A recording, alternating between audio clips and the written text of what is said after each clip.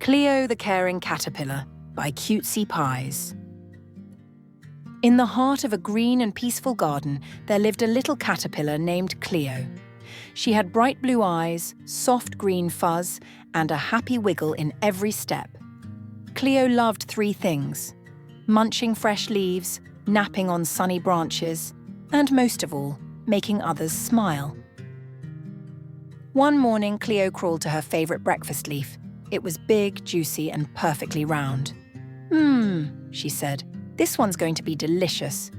But just as she took a tiny bite, she heard a small, tired voice whisper, "Excuse me, do you have any food to share?" Cleo looked down and saw a young caterpillar named Millie. Her tummy rumbled and she looked very tired. "I've been looking for food all morning," she said, "but the wind knocked me far from my tree." Cleo looked at her big, perfect leaf, then at Millie's hungry eyes. She smiled and said, "You can have mine. I can always find another." Millie's eyes lit up.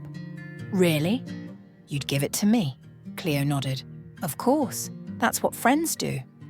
Millie took a bite, and her smile grew wider than the leaf itself. "Thank you, Cleo," she said. "You're the kindest caterpillar I've ever met." As the sun rose higher, other garden creatures watched Cleo's kind heart. A ladybug brought Millie a berry.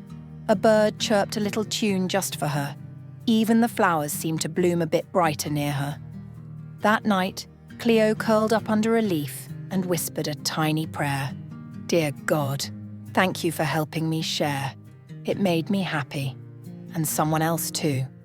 And in the quiet stillness, she heard a whisper in her heart. "Love your neighbour as yourself." Mark 12:31.